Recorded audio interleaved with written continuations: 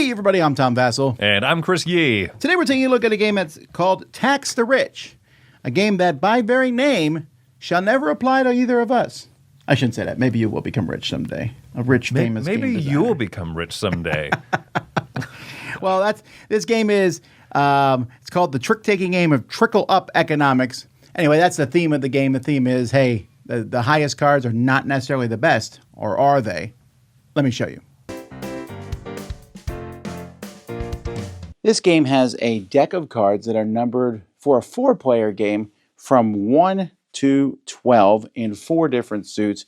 You can see yellow, green, blue, and red. If you're playing with 5 players, there are some more cards added in that have 3.5, 5.5, and 7.5. So these cards will be shuffled and dealt out to the players. And then the players are going to start bidding. You'll bid in the first row, and the number that you're bidding is the number of tricks that you think you'll win. Each person can bid by either going higher or by moving over to the right. So I can go up to this from here, and then the next person could bid here, then I might bid there, the next person bids there, until everyone drops out of bidding except for one person. When that happens, the color that this token is in, that color is considered to be trump. That person is also going to call out any card they want. So maybe if this was me, I might say, who has the blue 11? Whoever the blue 11 is now on my team, on my side. The person to the left of the person who won the bid, and that person's the party leader, the other person's their ally, will play any card from their hand. Now, when you play a card from your hand, each other player must play the same color, unless they don't have it, and then they can play any color they want. Then the highest card of the highest number of the color that was led will win the trick unless a card was played of the trump color, and then that card will win the trick. And you'll take all these cards and put them in front of you as one trick, and then whoever wins that will lead the next one, and so on and so forth. There are a few rules here. First of all, the 12, the president, can never be led. You can play it, but it can't be a card led unless all you have in your hands are presidents. Also, if you win a trick with a 1, the tax the poor, you will also steal a trick from the person who has the most tricks. And then finally, and this is a big rule, there can be a class revolution. So if at any point you're on your turn, all the cards in your hand have flags on them, you can declare a revolution. So this card will come out to show now, for the rest of this hand, the lowest card will win the tricks instead of the highest card, and you will continue. Once all the tricks are won, you will compare the president and their allies' tricks to the other players. And if you've reached this number, then both the president and ally will get the number of points equal to the round it is. So if they said 7 in round 1, they get 6, round 2, 8, round 3, 10. Also, each player will get 1 point for each trick that they have won, regardless. There's also a few advanced rules that you can play. One is you can play with a random card that will change one of the rules, and in each turn you'll add more rule cards, and these will just affect the number. For example, this one here says a 3 is a 0 or 13 if it's played as the last card in a trick. Or here, if 7 is played, ignore the strongest card. You can also play where there's a possibility of a feminist revolution. So if at any point in time you have cards that only have the feminine symbol on them, then there is a revolution of that type. And from then on, for the rest of the game, all female cards, whether they have the icon or not, are plus 10 when you play them. And there can only be one revolution in play at a time. Regardless of what rules you play with, at the end of 3 rounds, whoever has the most points is the winner.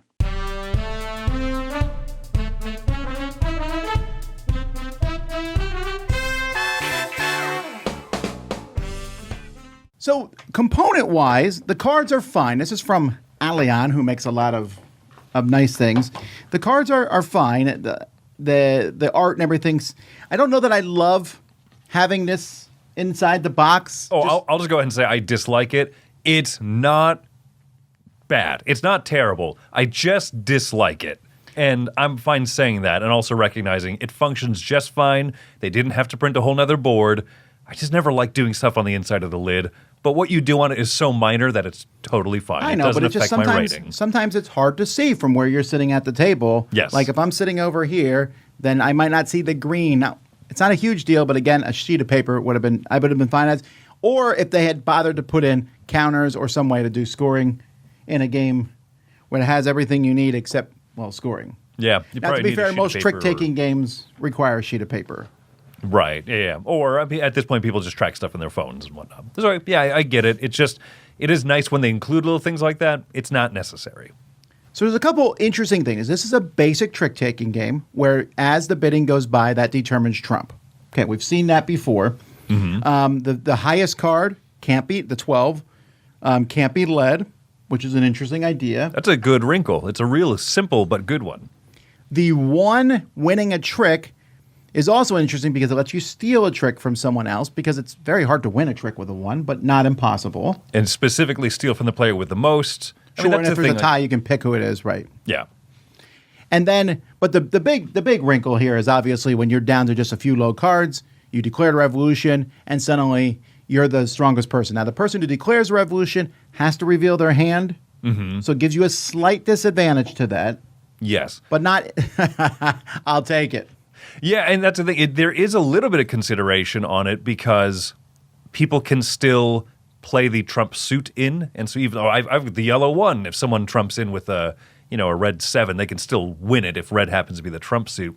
So you're not guaranteed, and I like that little bit of the tension there. And if you lose the lead, potentially other players can just play off suit from what you have revealed. So I think it is good that you do have to reveal your hand because it puts you in a super strong position, but not a guaranteed win position, though pretty likely if you play it right.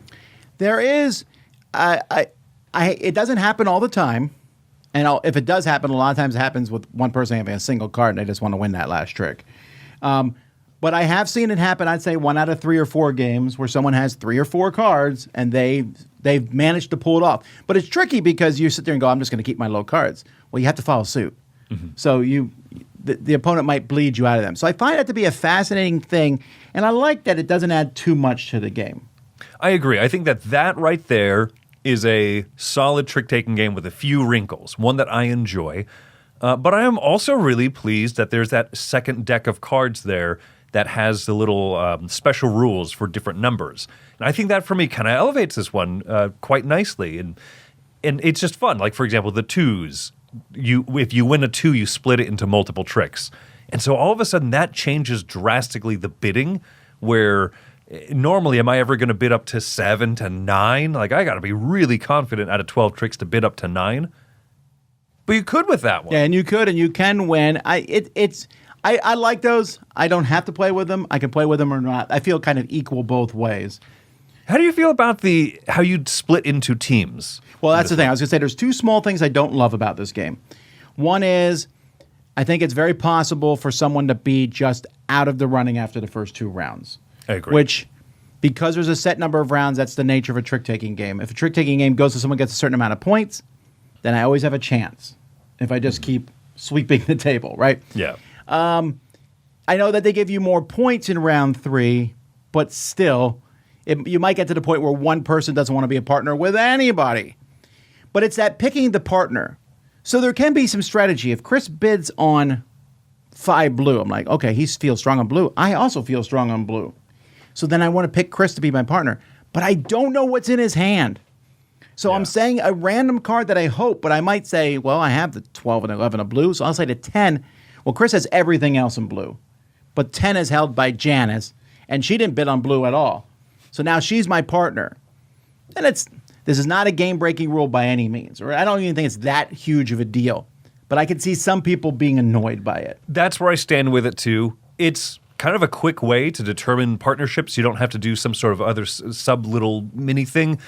And I think that if your group ends up playing this game a lot, you're going to end up determining a lot of that meta game information based on how people bid in the different columns.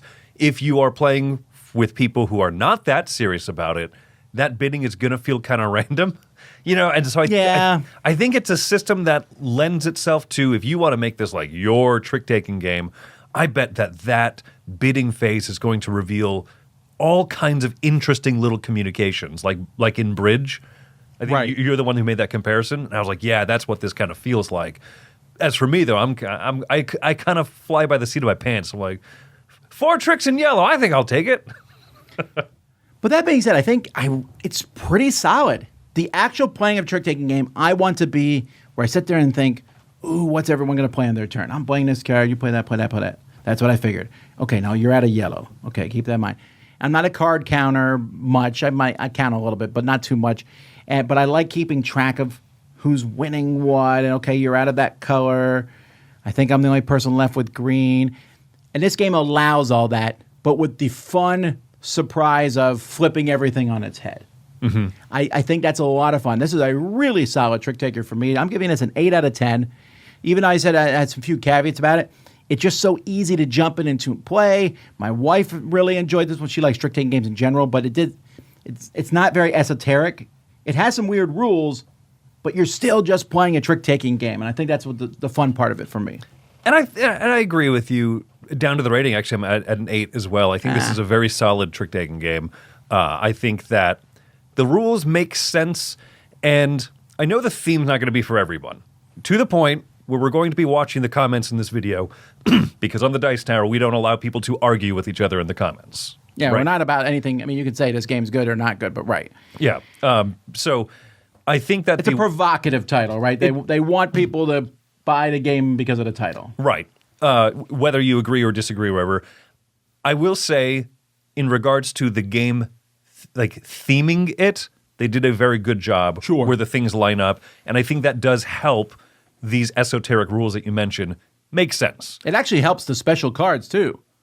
Yes. The scientist has debunk, and they just make they cancel our stuff. I don't know. There's just some fun stuff to that. It's a little tongue in cheek, and so yeah, I like it. I like that it's a thematic feeling trick taking game, which makes those rules pretty easy to learn, and so you're focused on the fun of the game rather than which card allows you to do this thing or whatever. I think it works really well. It's very fun. I'm really I really like this one.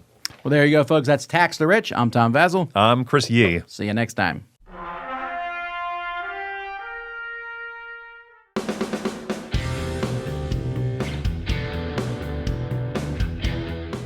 Hey everybody, thanks for watching this video. If you like this review or whatever you just watched, wasn't it amazing? Check out our channel, Dice Tower. We have all kinds of things. We review games, we do top 10s, we play games live. It's all about board games, but especially the people who play them. Check out Dice Tower YouTube channel.